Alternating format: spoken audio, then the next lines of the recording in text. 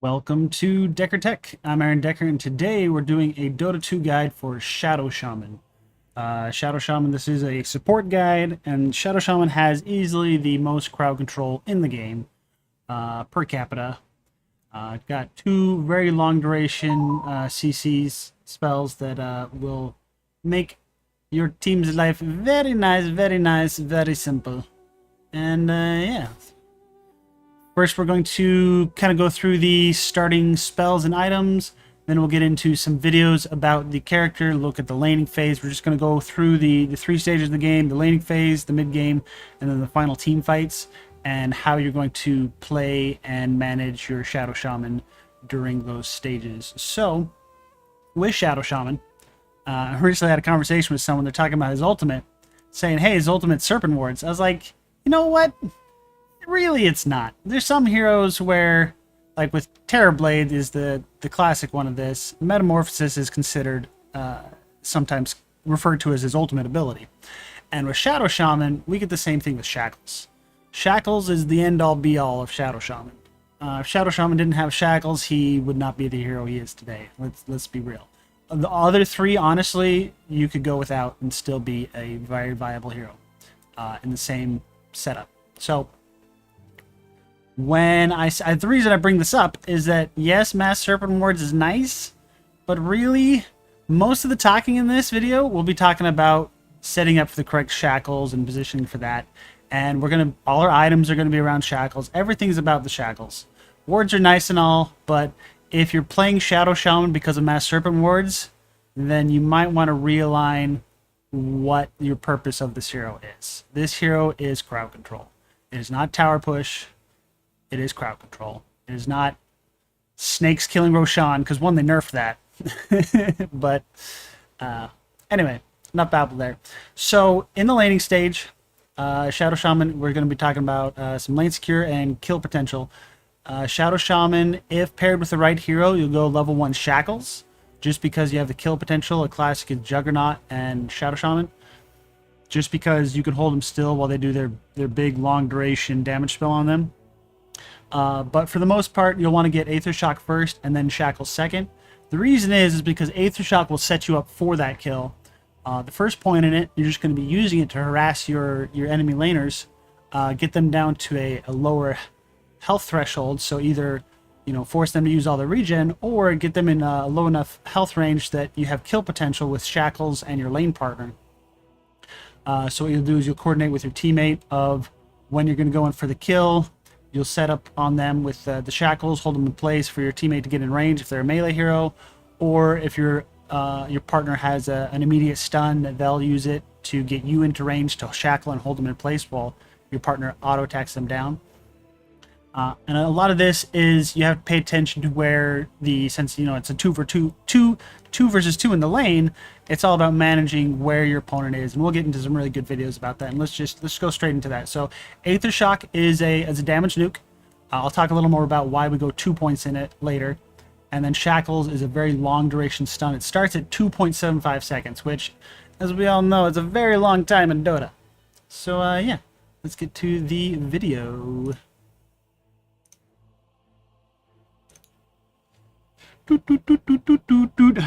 Like I said, Shadow Shaman is all about a CC machine. CC being crowd control. Crowd control being, hey, I don't like what you're doing. Hold still for a bit. So the first bit we want to jump into here is at minute 145. And my point of view here. And yeah, so this one's not very glamorous. This is more about, look, you can see my Centaur's kind of low on the hit points. We're coordinating, getting him back in health. And this range creep, boom, like I just walk up and nuke it. Yes, this is a very bad example of it.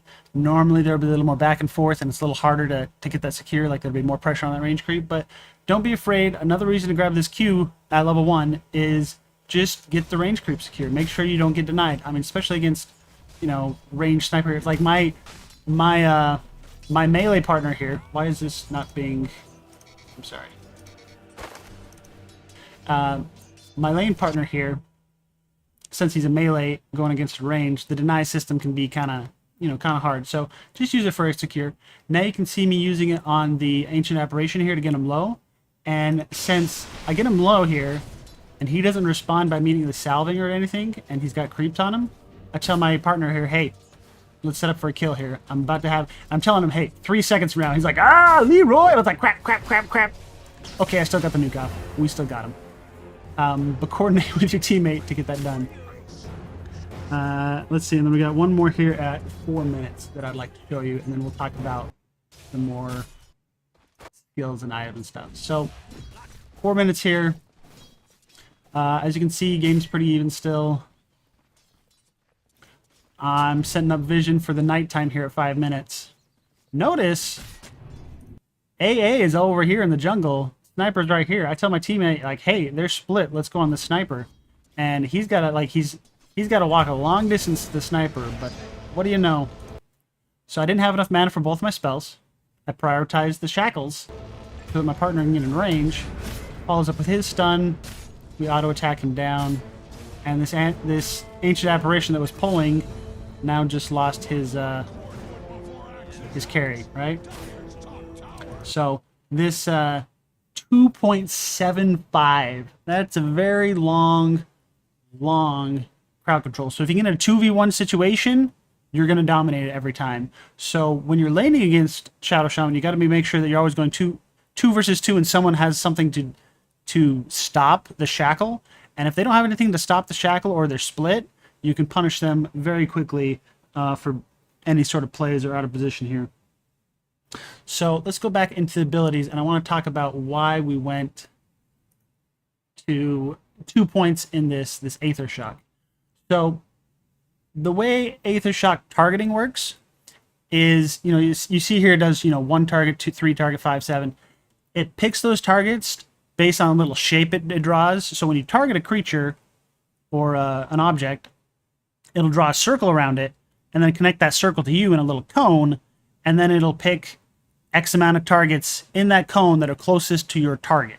I know that was a kind of long description. I wish I had a little diagram to show you. Basically, when I target, say, a melee creep, it draws a circle that includes the range creep, and it'll hit both of those if I have enough targets here. So when I'm level 2, it'll hit 3 targets, which means I have an increased range on this spell. So if I walk up to a lane and target one of the melee creeps, I'll hit the range creep, even though the range creep's out of cast range of my spell.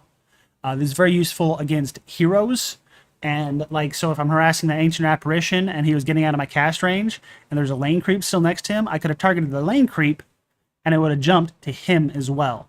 I have a pretty good example of that in one of these videos later on that we'll show too, but just remember that that's the reason we went a second point in Aethershock, is mainly the range. Yes, it increases the damage, which is very nice, and it also increases the targets to 3, so I can hit both of my laning opponents. So it's just nice to get that multi-target, but really, one great benefit that you don't really see here in the tooltip is the increased effect range. Not cast range, but effect range. I can hit someone behind my target, so I have an increased range on the spell. And then, so after we get Aethershock, we're just going to prioritize shackles. We're going to get our ultimate as soon as we can every time. I say ultimate, I mean snakes.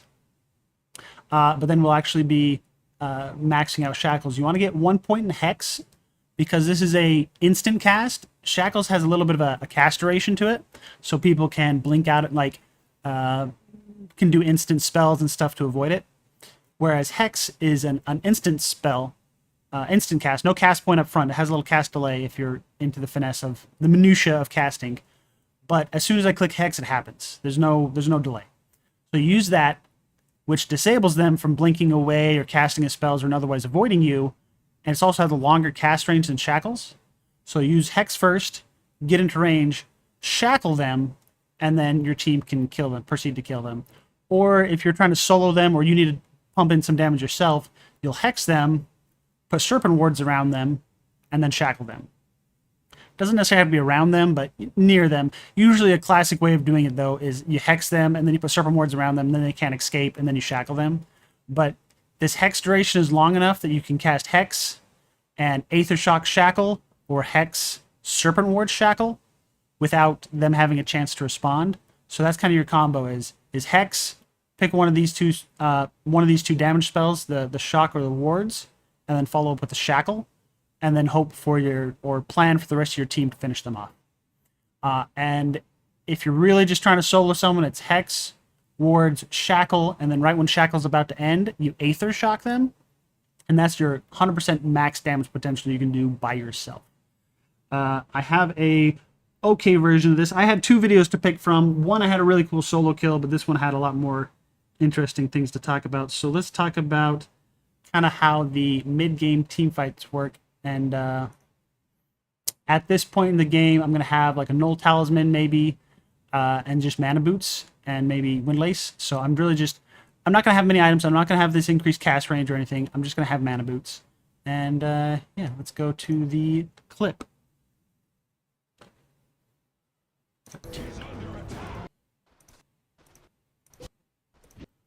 So if you're going through this and you have any questions, please let me know in the comments. As you can see, the game's pretty even. They're actually a little ahead in the case of kills. I think net worth, I don't want to cheat and look at it. It's a fairly even game overall. So no one's pulled far ahead. But a fight's breaking out bottom. I TP in.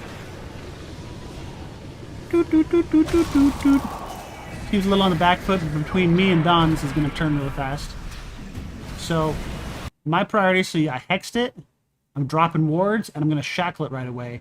Because she's already committed her ultimate, so I don't have to worry about disabling the Crystal Maiden. I just don't want Viper to get any sort of damage in this fight. So, he dies.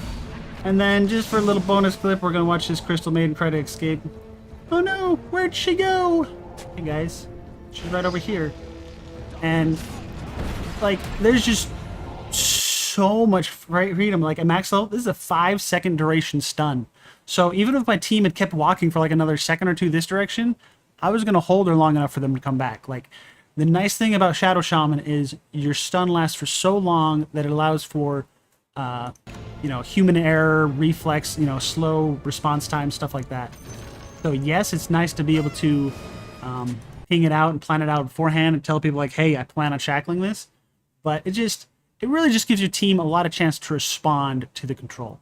Which means you have to make sure that you're also in a place that you're not going to get punished by the enemy team because they have time to respond as well. You're both, you know, you and your target are both sitting there like, hey guys, neither of us are moving here for 5 seconds.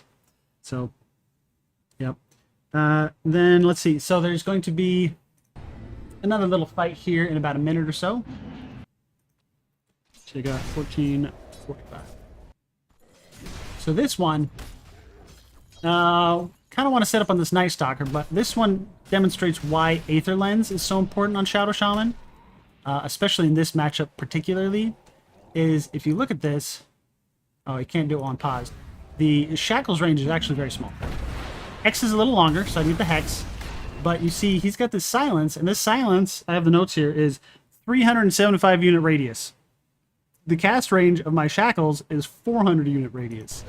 So there's very little wiggle room, but the problem is his silence has a little delay, so even though I'm outside the circle, I'm still silenced for another half a second or a second. So overall, he gets away because I can't get the cast off because of the kind of cast range issue we got going on here. So that's a real reason, a real big reason why Aether Lens is important on this hero, is because otherwise you just see this shackle range is so small, you'll be out of position and whatnot. I don't know why the game's lagging, I apologize, my replay here. Eventually kill the Night Stalker because he got a little greedy. Him and Crystal Maiden are over on our side of the river. You know, today's been a story about reasons not to record this video. I had construction going on, I had people coming by, now it's lagging. The game doesn't want to show you how awesome, or the universe is trying to hide how awesome Shadow Shaman is. So, yeah, that was just basically a display of you can get your CC combo off, but sometimes there's certain effects like Night Stalker Silence, Bristleback Quills, that's a very dangerous one. I would not recommend shackling a Bristleback unless you have both your Shard, which we'll get to, that increases your range, and an Aether Lens, because otherwise you'll be taking the quill damage while he's being killed, and bad things happen to your face if you get lots of quill stacks, you know what I mean? So there's so many effects in this game. Necrophos is another one where you want to stay outside of their spells while holding them in place. Like, even in this game, we've got a Viper. Like, if the Viper puts his toxin down between us or on himself, I want to make sure that I have enough distance that I can stay out of his effect while holding them in place. Yeah. Let's go check on the spells here. So we max out Shackles, then we go to Hex next. We only did the second point in Shock for that range. Eventually, you might want to get a third point to help your farming speed if you're, for some reason, farming the side lanes. You really, hopefully, shouldn't be in that situation, but if you are, the third point allows you to hit 5 targets at once, which should be all that you need to hit a full wave for the majority of the game. But the Hex increases in duration by 0.75 with every skill. Shackles increases by 0.75 with every skill. So both of these, you're getting almost a whole nother second every time you level these up. So these should be your main priority. Wards can't be ignored, so we will level them up at their max numbers here. But you really just want to prioritize this crowd control. Because, yeah, that's enough babbling there. Let's get to another clip. For items. So, Mana Boots into Aether Lens is a classic, because then after, what you do is you disassemble the Mana Boots to get the energy booster, which then turns into the Aether Lens. And then you're left with a pair of brown boots, which combine that with this Wind Lace that we've been holding on to, and we've got Tranquil Boots. After you buy the Tranquil Boots, I actually recommend buying another Wind Lace, because that does stack with Tranquil Boots, and just getting around is nice. And just for slot efficiency, you should have enough space to make that happen, because you'll have wards and or smoke in that 6th slot. But it's going to be Aether Lens, which increases the cast range of all your spells. Hex will still be the longest cast range. And then the Shard, which upgrades our Shackles to have increased cast range and create some Serpents, which just increases the damage and allows you to farm camps really well. So if you're having struggle getting gold and getting to this Aether Lens, and it's 15 minutes on or something, you could get the Shard first, farm up some camps, and then buy the Aether Lens. That's personally perfectly viable. Let me slow down my talking here a bit. So yeah, Shackles Shard helps you farm, but mainly just increases the range of Shackles. And like I said, that's really our ultimate. Is we're Shackles is the most powerful spell the Shaman has. And when you combine it with Hex, which is instant, he becomes a monster when it comes to crowd control. And let's get to another clip of said crowd control. So this one, 16 minutes. As you can tell, this has been a very fightsy thing. So we smoke. So we just got a bunch of kills. They're all rezzing. We decided, hey, sniper hasn't died recently. Let's go kill us a sniper. Come in. I asked this Don to cut a tree for me. Doesn't happen. I don't even know if he has got a quelling blade. Not in his inventory. That explains it. But we're going for the sniper. Lo and behold, with the sniper is a Viper. And as you can see, he got stunned. I came in. He's now hexed too. Hexed the sniper, but since I know the sniper's going to die, I'm now going for my shackle on the Viper. So you can have, at the same time, 2 people crowd controlled for good, 2 seconds of Hex for both of them, and then you're still holding the second one for Shackle. So the one that's most likely to die, Hex them first, and then Shackle the one that's going to take longer or that you need out of the fight longer. And then some weird skirmishing here. We eventually kill the Crystal Main here, but let's watch the sniper kill. So come in, need vision for my spells. Instant Hex there, and then Shackle on the second. And that gives us plenty of time. Because everyone's, see, this is where that whole response time is. Like, see, people were trying to de-aggro the tower. They were worried about other people coming in. They weren't sure if we were attacking this person. It gave everyone time to respond to, you know what? It's safe to kill this Viper right here. Because Don's on top of it, but these two, they can't decide, right? And they try to get in safe positions from this tower. Anyway, that's the what I call the double CC, 2 different targets. And eventually, late enough in the game, if you look at this, Shackles is a 10-second cooldown, 5-second duration. Hex, with the level 10 talent, which we haven't talked about yet, is a 10-second cooldown, and 3.5 second duration. You combine those, we're holding people in place for 8.5 seconds out of 10, which, if you do the math, you just get one cooldown reduction item, and you can hold someone in place indefinitely, which is fantastic. So, Shaman are usually looking to focus down one target and keep them crowd controlled the entire fight, or spread out the love into 2 targets during the critical points of the fight. Let's see what the next clip is. See if we go to that next. Yeah, so remember that Q having increased range? Let's go take a look at that one. So, setting up, little fight breaks out here. I'm holding just... Okay, you couldn't see it, but you see this little lightning bolt here? This is me hitting both these targets. So, if I'm going to replay it back here, and we're going to slow it down just a little. I apologize for... Well, maybe let's speed it up a couple seconds. And there's some stretching because I broke the game. But you see, my Aethershock range doesn't hit Crystal Maiden, but I still hit her with it anyway, because I aimed for the Viper and it splashed to her. And this is also a good example of, hey, I can crowd control a target, but it puts me in a very vulnerable spot. So, hey, there's Viper and Crystal Maiden. I know that I need to get Viper, stop him from auto-attacking, so I focus him down. But while this is happening, Night Stalker's coming in from the back. And once he's on top of me, I'm pretty much hosed, right? So yes, it's still worth it. I'm still happy with the fight, especially since we get some more leftovers here in a second. But once you commit to shackles, you're super vulnerable, which will explain a lot of the itemization that we do here in a moment that I'll show you. So yeah, let's just go straight to that. Items. Or abilities and items. So, yep. Items. Shard adds the snakes to the shackles, increases range. Very required, very valuable. But when you're in the middle of a shackle, there's very few items you can actually cast or that can affect you while you're channeling. Glimmer Cape is a classic example. It even says can be cast while channeling. And another item that can be cast while channeling, which doesn't have the tooltip for it these days, is Drums. So Drums of Endurance just by themselves, or the upgraded version of Boots of Bearing once you get that.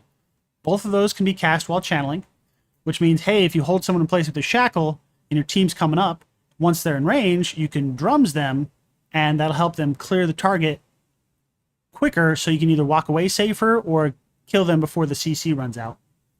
Another great option is Aeon Disc. Nice thing about Aeon Disc is that if they're not just coming at you with a straight stun, and they're just trying to kill you like a Night Stalker would, well, Night Stalker has a silence, but you get the point. Like, if someone's just straight damaging, like, say, a sniper or something like that, also a bad example because he has a mini stun. I'm really bad at this today. Anyway, Nuke. Lena does, you know, her Laguna Blade on you. It doesn't kill you because you have Aeon Disc, so you, or she can't target you. I'm really bad at examples today. Whatever. This doesn't break your channel because of dying. That's what Aeon Disc is good for. Also, the nice thing about Aeon Disc, since all of your spells are crowd control that matter, and your snake's damage is not directed by you, it's directed by the snakes. I'm 90% sure on that one. Even when Aeon Disc is triggered and you have the 0% damage, you could all your damage dealt is reduced to 0. That's the words I'm looking for. Even when this is triggered, you can cast all your spells to full effect. So if a Nyx comes up and tries to combo you, you don't die to it. You can turn to the Nyx, you can hex him, you can shackle him. Your team comes in and kills him. You're fine. If BKB is on this list for that same reason, we're trying to just make sure that this shackle goes to full duration or lasts as long as we need it to.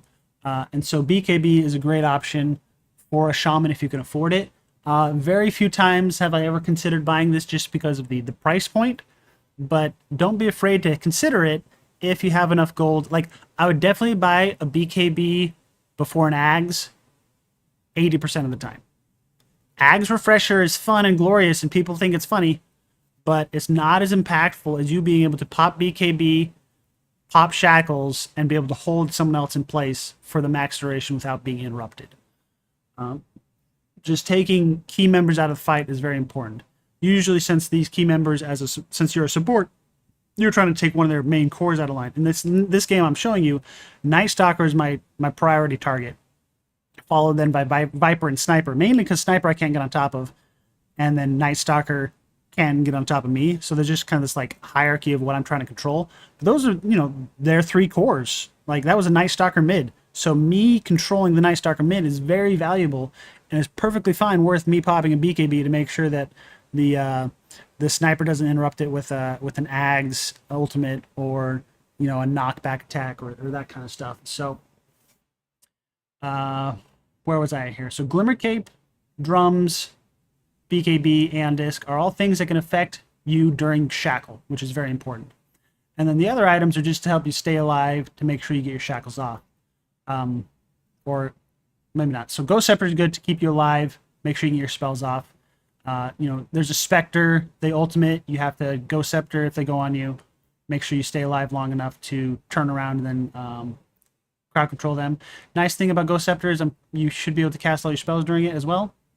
You just have to activate it first. You can't cast your Shackle and then go to Ghost Scepter. That will break the Shackle. Octarine Core, this is when I said if you don't get one of these cooldown reduction items from your neutrals, you can buy the Octarine Core, which is just an upgrade of the Aether Lens, to make it so that you can hold someone in place indefinitely. With this 25% cooldown reduction, you have more stun duration on your 2 spells than you have cooldown on the 2 spells. So you can keep one person locked in place indefinitely, which is hilarious. And then the Ag Scepter is just a fun and common upgrade for your Serpent Wards. I only have this on the list because I like to have 8 situational items to keep my brain mulling and occupied. And you can always go Ag's Refresher, but that's really not as impactful as any of these other things, just making it so that you have more stuns and stun durations and making sure you're alive. A dead Shaman can't do anything, so make sure you're not dead. Yep, I babbled. As a babbler. Let's, where are we at here? So we just did the split CC. We did the increased Q range. Let's look at some snake usage. So even though I say snakes are not the end-all be-all of Shaman, they are still part of the Shaman. So we get a quick kill on the Sniper. Maybe it's just the AA. Maybe Sniper gets away. My apologies. But we're looking to siege this tier 2 mid tower. This is going to be our first tier 2 down, so we want to ensure it, and it's going to be the hardest one since it's the first one. So I want to make sure, scout out this area, make sure I know no one's can sneak up on me. But once this wave comes in, especially since this wave has a catapult, I want to drop my snakes and hit it with the tower. Now, unfortunately, the catapult doesn't last very long, but as you can see with my positioning of these snakes, I want it as far away from the enemy's team as possible so that the enemy team has to commit as far as possible to kill them. Because if you drop them too close to the tower or too close to where the enemy can be, they can just kill all the snakes, which the snakes actually give a decent amount of gold, and then the snakes aren't doing any damage to the tower. So I drop it from them as far from them as possible, and if they come up, you know, from this left or this left or this right side here, I can CC them and hold them in place next to my stakes and they die. So if they want to stop this tower from dying, they have to take a fight next to my wards, which is really bad for them. Turns out happening though is they're like, no, leave it, and they start backing off, but they don't back off well enough, and we get a pick off here on a couple of them because they can't come fight by the tower anymore. And some of them aren't even here because they're like, we can't defend this. So they get a little split, a little separated, and we get a couple of them picked off. And really what should have happened is they just don't commit to the fight at all. These snakes take the tower, and then we all move to our, you know, our next objective or whatever else we're doing, right? It's just, you want to put the snakes in a spot that puts your opponent in the least comfortable position. So I did it in the tree line so that I have vision of this tree line in case Night Stalker's flying around or doing anything. I have it at max distance for the attack range for the wards so that they have to come closer to us and they're more protected. And yeah, and I sit here, and another key thing is I sit here and I babysit them. I don't drop them and walk away, as you'll see a lot of shamans do. I'm sitting here, and if anyone comes to contest them, I'm going to control them up and make sure that they're punished. They are punished. Let's see. Next on the list, don't forget, or don't downplay how important you being alive is, because we're doing fairly well. We're a few kills ahead. We're sieging their high ground, or getting ready to. I just dropped wards bottom, and we just took the bottom tower.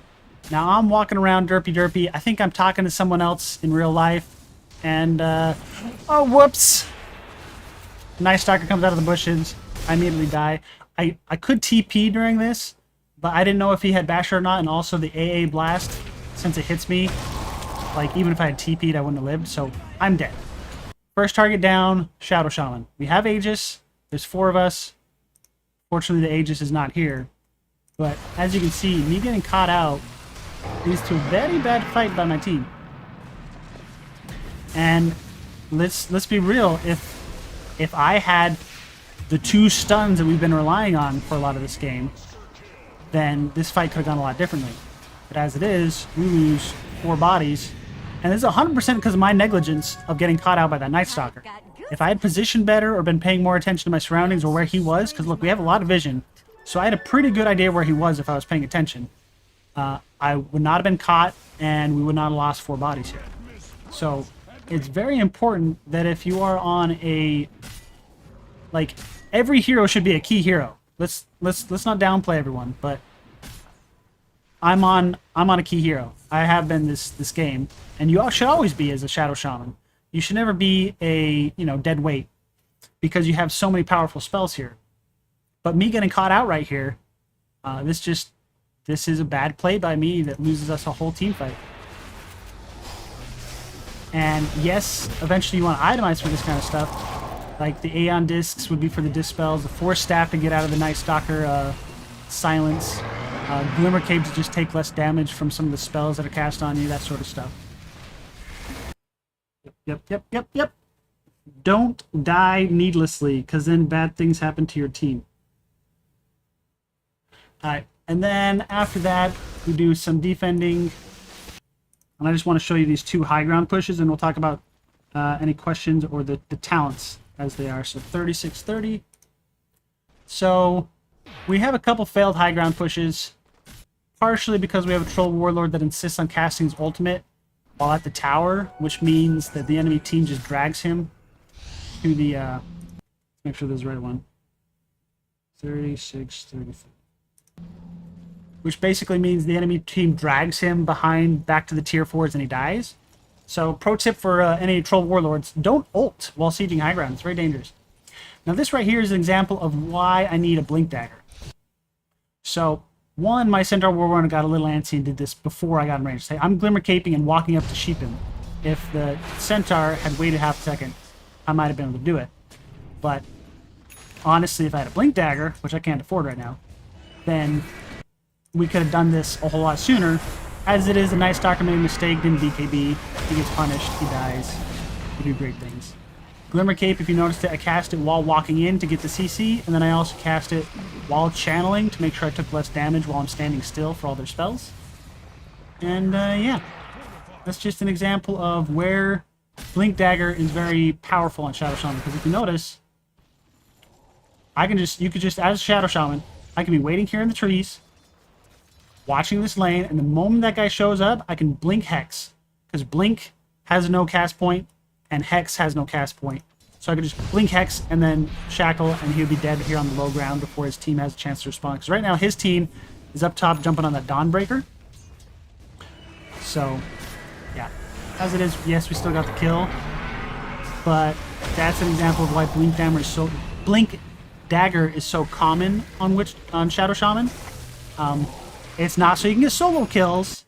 It's so that you can set up for your team, because I'm here with my team, ready to gank because someone that we know is going to come onto this lane. Anyway.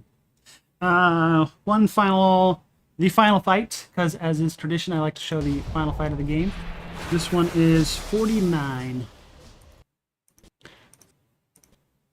Like I said, we have struggle pushing this high ground, partially because of Sniper, partially because of Troll Warlord, partially because of, you know, it's just Dota. So here, we know Night Stalker's bottom. We know that this is the point of the game where a single death can define the outcome of the game. Smoking around, trying to make a fight happen. We know there's illusion on CM, so I'm not baited by this because it didn't pop my smoke. Got the gem, looking around, making sure they don't see me. This is just an intense game of cat and mouse. Popped. Crap. Where are they? I just saw him blink away. I think he went to the tree line. I invis over and try to catch him. I'm just dropping my snakes for vision. Honestly, snakes are not important. Like, yes, they're important, but they're not like black hole important. I'm saying this because some people get hung up on these snakes way too much. Snakes are not the end all be all, especially at this point in the game without an Ags and a sniper on the enemy team. The sniper can kill him so fast. I'm just trying to find this this Night Stalker. I'm going in Viz as often as possible when I think they can see me. Oh crap, we saw him, he blinked across. He sees my snakes and runs away. He should have BKB'd. He's now hosed.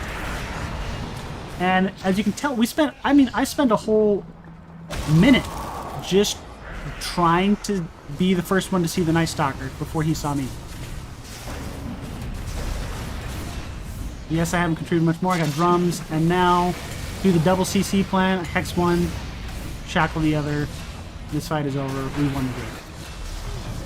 And it's a weird thing to be pointing out, but this cat and mouse with the Night Stalker is really, especially at nighttime, it's so hard. But this is honestly what finally wins us the game. Is just catching one of their key players out of position. And if anyone can punish someone out of position, it's a Shadow Shaman. Inventory management, you see me doing a little bit of, but I'm mainly trying to make sure that I'm... Whoop, there he is.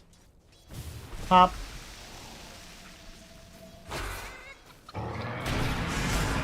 Sometimes this instant cast Hex will beat anyone's... Sure, a pro player might have BKB'd on time. But I'm not top 100 player. I'm above average. But above average players, you can catch them out. And if you catch them out, you win the game. Because now his team's out of position. Now there's no one to stop my crowd control once I get into place. Because, yes, our team's going to have trouble catching them until... Boop, boop. Hold still while my team punches you. And we win. Anyway.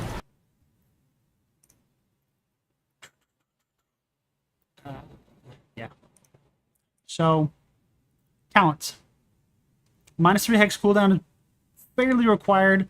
Brings Hex and Shackles into the same 10 second range, which means you can basically keep someone indefinite, and once you get a cooldown reduction item, you can keep them indefinite. So I really like the Hex cooldown. These other ones are situational. Usually I'll get the Serpent Ward attack range just because it's the lazy version.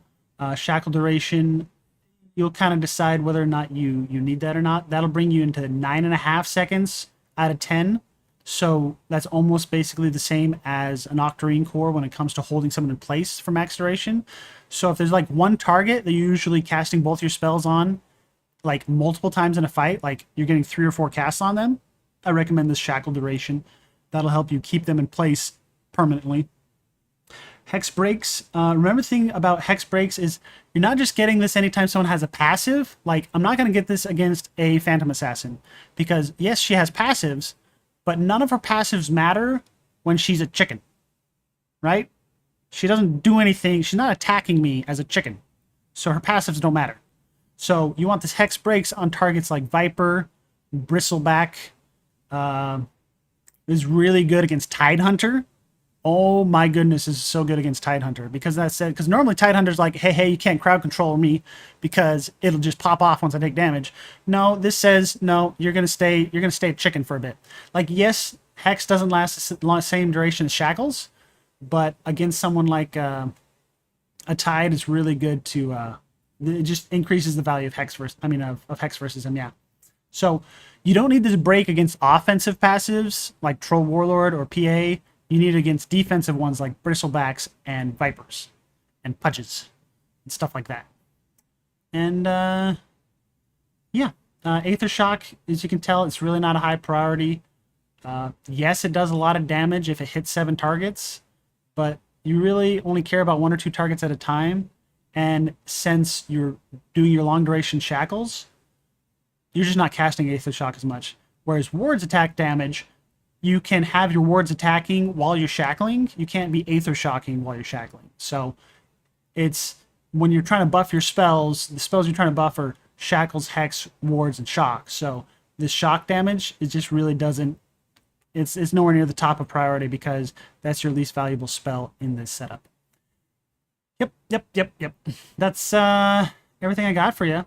If you have any questions, please let me know, and I will catch you on the flip side. Peace.